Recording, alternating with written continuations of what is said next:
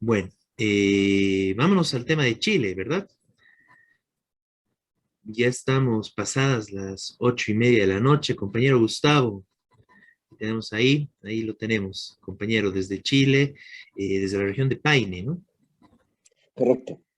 Bienvenido, Bueno, gracias Humberto, gracias Miguel por la invitación. compañero. Mira, Déjame presentarte un momentito, ¿no? El compañero perfecto. Gustavo es militante del Movimiento Socialista de Trabajadoras y Trabajadores de Chile. El compañero bueno, es parte de la organización de la sección chilena de la Unidad Internacional de Trabajadoras y Trabajadores. Y bueno, estuvo en la campaña activamente, todos los compañeros de allá, como decíamos la semana pasada, por el apruebo crítico, ¿no? Y bueno, ahora ya tenemos un poco más el panorama de los resultados en Chile. Bueno, primero, compañero, cuéntanos cómo son los resultados y bueno, la Ujú. lectura que se hace de esto, ¿no? Las mesas cerraron hace 2 horas y media. Ya tenemos casi el 96% de las mesas escrutadas el apruebo ha sacado el 38% y el rechazo 62%. Eh, Hay cosas que tenemos que decirle a las personas que nos escuchan que son importantes, ¿no? Para poder entender los resultados. Primero, que esta votación fue obligatoria. Es decir, eh, bajo pena de multa, tenían que ir a votar todas las personas. Por lo tanto, esta votación entre el plebiscito de entrada, es decir, con el cual se aprueba hacer la convención constitucional, hay una diferencia de 5 millones de votos. O sea, hay 5 millones de votos más que en el plebiscito anterior. Y hay que, a ver si tratamos de explicar un poco cómo en ese plebiscito casi el 80% estaba porque haya una nueva constitución y hoy día un 62% rechaza el texto de la constitución propuesta. ¿Dónde está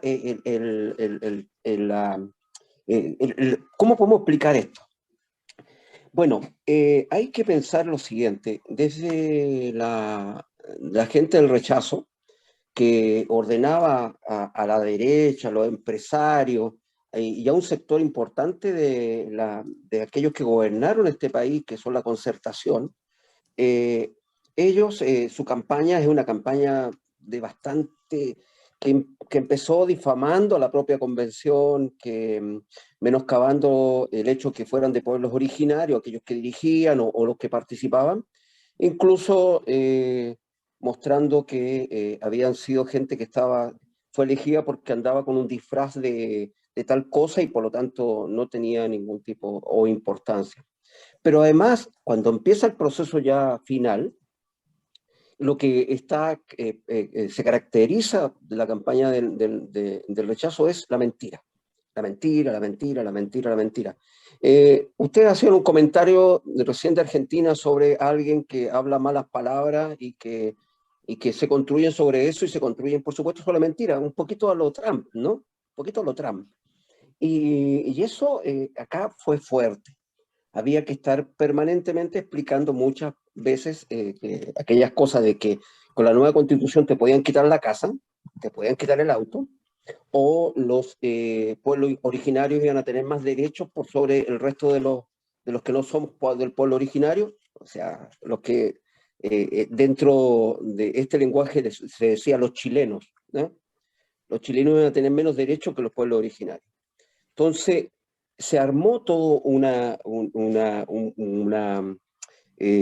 andamiaje de mentiras, pero después hay un sector muy importante que es el que nosotros tenemos que ver exactamente, y creo que aquí es donde están las tareas de análisis más profundo, ¿no?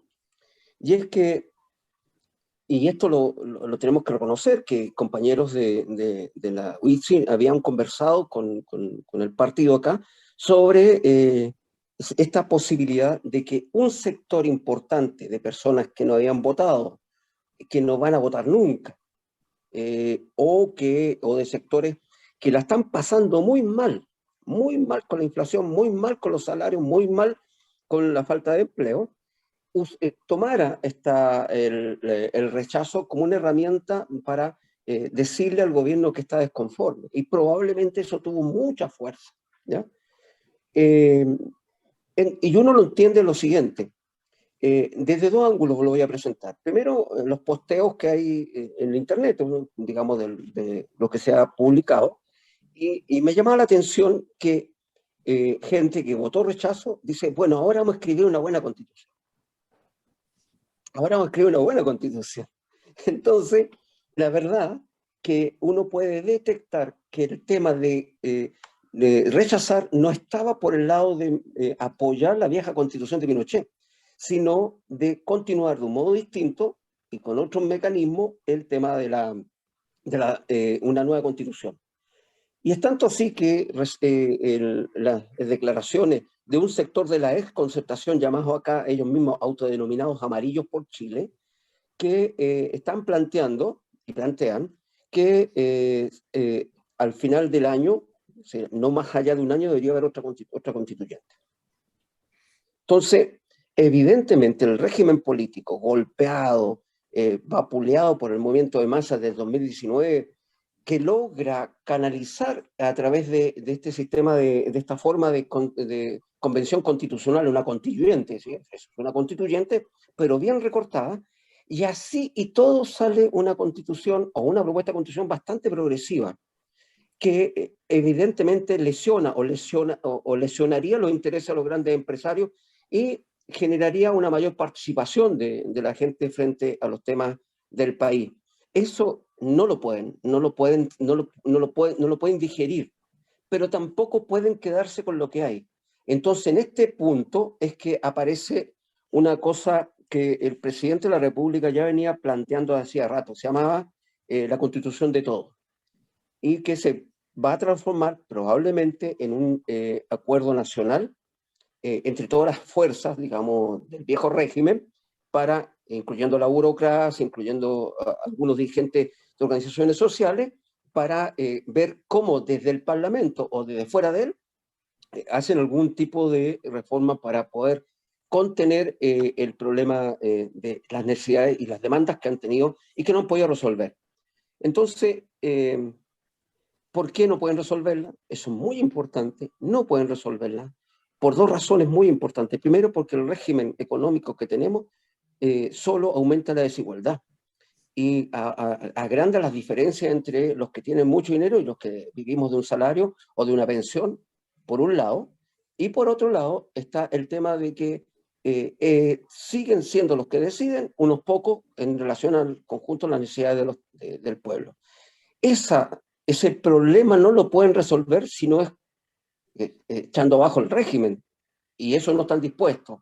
Y por lo tanto van a usar este triunfo que ha tenido la gente de derecha, los empresarios, la gente de la concertación que trabajó por el rechazo, lo van a usar contra los trabajadores, van a golpear al gobierno también para poder sacarle un poquito más, o que de una forma, dicho de la otra forma, que se aspire a cambiar la menor cantidad de cosas.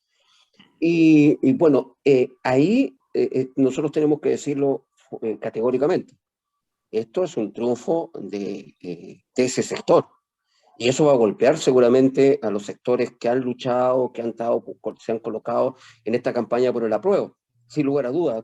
Es cosa de ver cómo reaccionan los compañeros en las redes, ¿no? No lo digo nuestros compañeros, digo en general la gente de izquierda, fundamentalmente los luchadores, van a salir golpeados de esto y van a tratar de usar al máximo este triunfo. ¿Pueden resolver los problemas? Es probable que no los puedan resolver, es decir, tenemos que tener cierta seguridad que no lo van a resolver. Desde el punto de vista del partido, que se la jugó durante este proceso a participar plenamente en la campaña, es la opción de que no ganara el apruebo también era una parte de la discusión nuestra. No estuvimos nunca ajenos a esa discusión. Es decir, nosotros vemos que estaba muy abierto en ese aspecto porque había un sector, imagínense, 5 millones que no sabíamos cómo iba a reaccionar. Nosotros somos un partido que no tiene una envergadura lo suficientemente grande como para poder detectar en todas las regiones del país todos los fenómenos.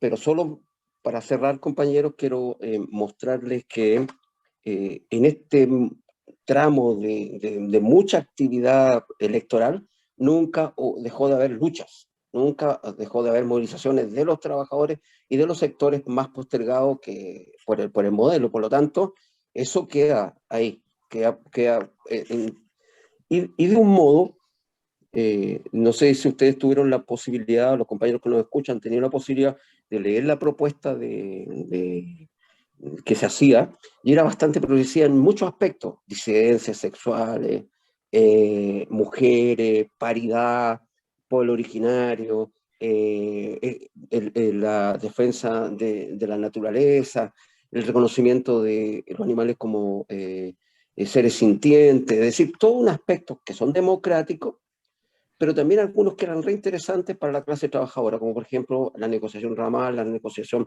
por sector, la negociación por territorio. Es decir, abrió expectativas. ¿Se van a cerrar esas expectativas así ahora? Puede ser que por un periodo sí, puede ser. Eso lo vamos a ver aquí. Esto lleva un par de horas, un par de horas. Y bueno, eso, compañero. Gracias. No, muchas gracias, Gustavo, ¿no? Entonces, a ver, recapitulando un poco la votación del día de hoy en la Constitución, esta Constitución que tú dices que, bueno, que tenía algunos aspectos progresivos, como tú bien señalas. Bueno, el apruebo para esta nueva Constitución está alrededor del 38% y el rechazo alrededor del 72, perdón, del 62, ¿no? 62, sí. 62. 62 a 38, ¿no? Entonces, bueno, y ya está, bueno, ya está la mayor parte de votos contados, entonces es un proceso que ya, bueno, ese es el resultado, ¿no? Cambiará un poco, pero esa es la dinámica. Bueno, muchas gracias, digamos, por darnos esta lectura general tan inmediatamente salen los resultados, ¿no? Y claro, es importante ver eso, ¿no? O sea, la jugó bien la derecha, ¿no? Porque uno fue el tema de, bueno, una campaña brutal, que incluso llegó acá un poco, ¿no? Con las mentiras, justamente lo que dices, el tema de que les van a quitar la casa. Es muy importante esto que dices, ¿no? Porque eso también circuló bastante, ¿no? De que los pueblos indígenas, o sea, van a tener más derechos que los demás, digamos, ¿no? Y eso, bueno, tenía algo que ver incluso con Bolivia, etcétera, ¿no? Que es un discurso, bueno, falso, ¿no? De que los oprimidos pasen a tener derechos, eso no significa que tengan más derechos que otros, ¿no? Y más aún en una situación de tanta vulneración histórica que han ido viviendo. Y bueno, y esto que dices, ¿no? O sea, realmente la forma en que la jugaron, porque en Chile normalmente la votación era libre, ¿no? O sea, no te obligaban a votar, ¿no? En cambio, ahora como obligaron a votar, bueno, fue a votar mucha gente que no votaba, ¿no? Y eso parece que jugó a favor de, bueno, del rechazo, ¿no? Con los resultados que tenemos, entonces también fue una medida, digamos, a favor del rechazo, ¿no?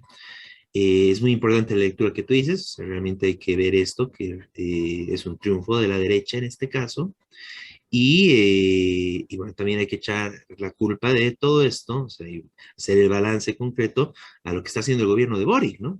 Y a lo que hicieron igual a algunos constituyentes, bueno, que se reivindicaron de izquierda, pero que igual llegaron a estar mezclados con temas de corrupción, falsedades, etcétera, ¿no? Que fueron parte de los que redactaron esta constitución, ¿no?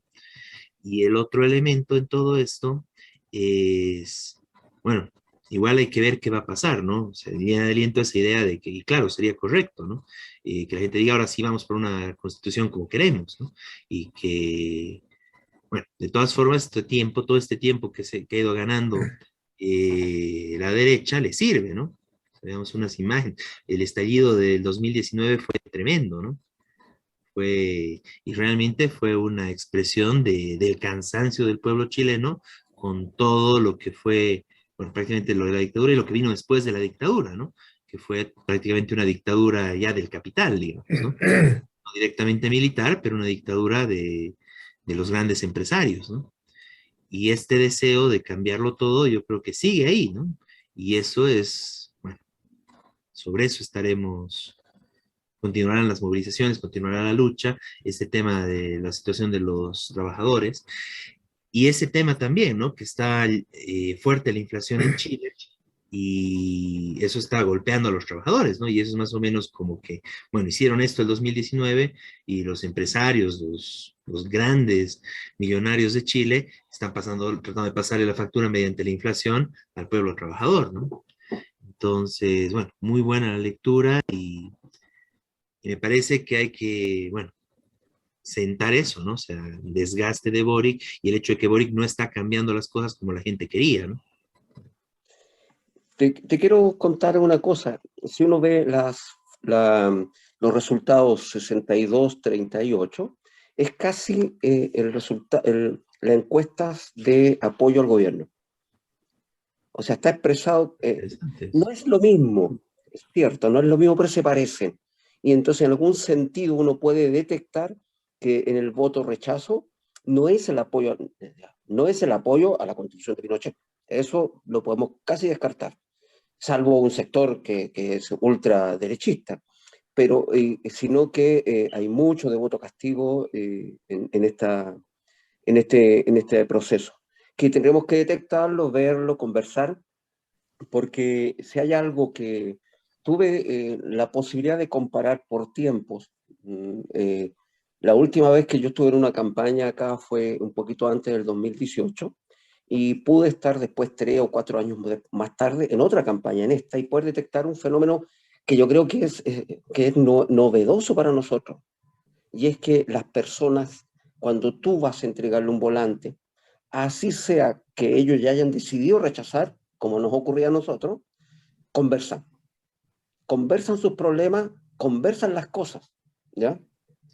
Y eso me parece muy interesante porque ese proceso es un proceso interno de la clase trabajadora que evidentemente favorece la posibilidad de que las posiciones de los revolucionarios, las posiciones de los sectores que nosotros queremos llevar los cambios hasta el final, tengamos un espacio para podernos construir, conversar y dialogar con mucha gente.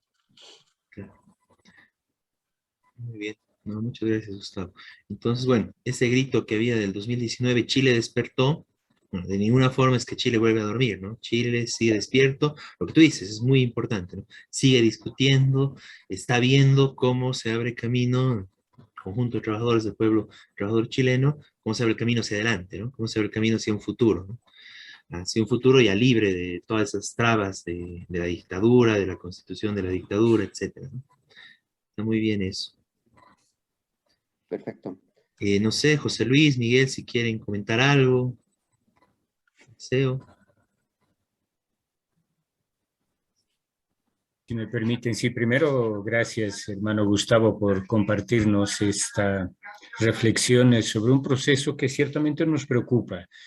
Al menos yo tenía la perspectiva que iba a aprobarse la nueva constitución precisamente por los aspectos sociales favorables que tiene para los trabajadores y para los indígenas y para la naturaleza la nueva constitución de Chile. Duele que este haya sido rechazado. Y lo que quiero consultarte, Gustavo, es qué tanto acaban de mencionar, qué tanto tiene de culpa en este rechazo la política del gobierno. La anterior semana ha detenido a Yaitul, al dirigente de la coordinadora Arauco Mayeco, ha militarizado, ha vuelto a militarizar el territorio mapuche, es decir, y una política económica, acabas de decirlo, desfavorable para los trabajadores. ¿Qué tanto tiene de peso la responsabilidad del gobierno, las políticas del gobierno en este rechazo? Yo creo que en el terreno de la militarización, por ejemplo, yo creo que la gente que rechaza se dan justamente en los sectores donde está militarizado, que es el norte de Chile, que es la frontera con Bolivia, precisamente, y el Gualmapu, el sector que, digamos, el Estado acá llama Araucanía. Ahí las votaciones fueron alrededor del 75% de rechazo. Muy fuerte, porque evidentemente se ha relacionado eh, la, la violencia como un aspecto de, se le ha relacionado con, con lo permisivo que se ha sido con la migración o con las acciones más violentas que han habido en el Gualmapu. Esa relación, indudablemente el gobierno la responde de un modo particular, que es reprimiendo.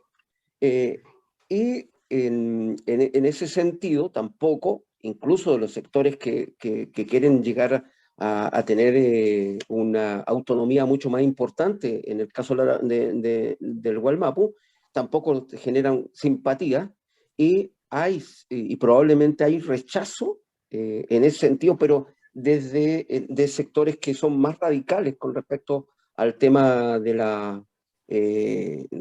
tema de la autonomía y que ven y castigan al gobierno, castigan al régimen, castigan al gobierno. Entonces el rechazo, entre estas dos opciones, aprobar o rechazar, se veía como aquella que se podía usar para decir, sabes que esto no me gusta.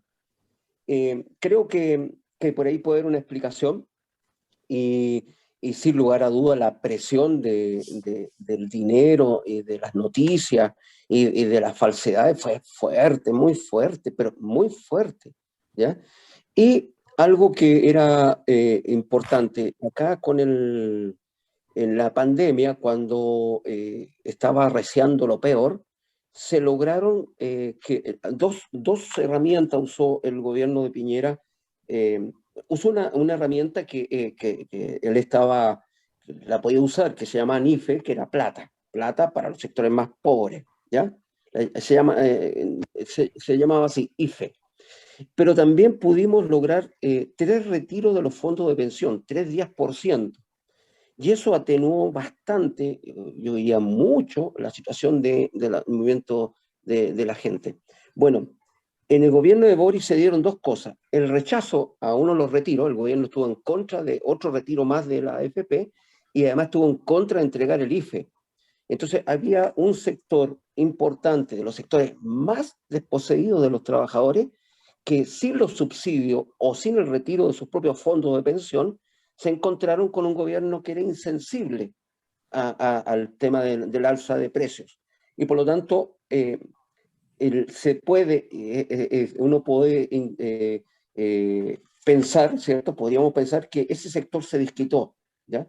Lo digo porque cuando nosotros teníamos, hay unas cosas que se llaman feria acá, donde la gente va a vender, y eso es todo un sistema legal, ¿ya? O sea, tú tienes que tener permiso, todo.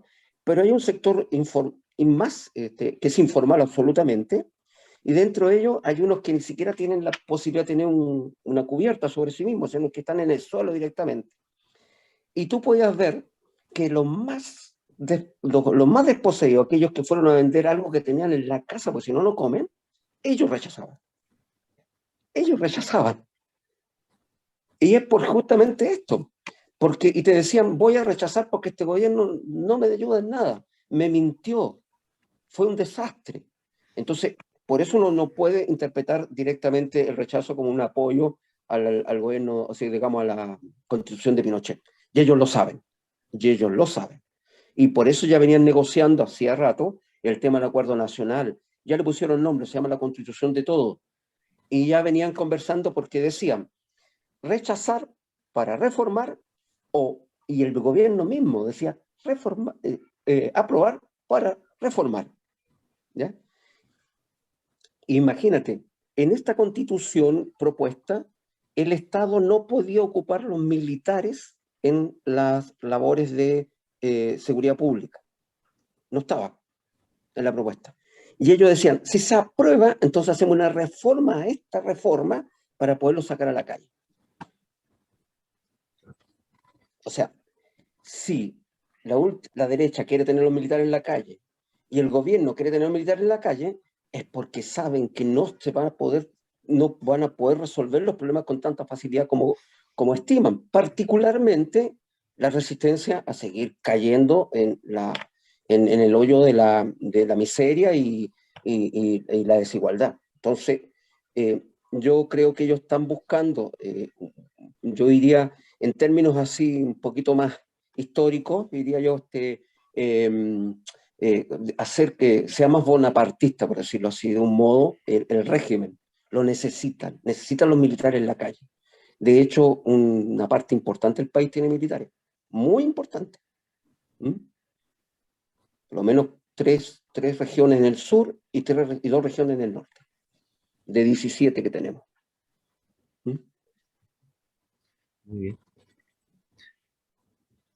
Bueno, muchas gracias, Gustavo. Realmente, digamos, es un informe muy detallado, muy completo. Realmente nos dejas pensando muchas cosas. Y bueno, la tarea que tienen allá los luchadores de izquierda revolucionaria, bueno, es grande. Igual la tenemos en varios lugares, ¿no?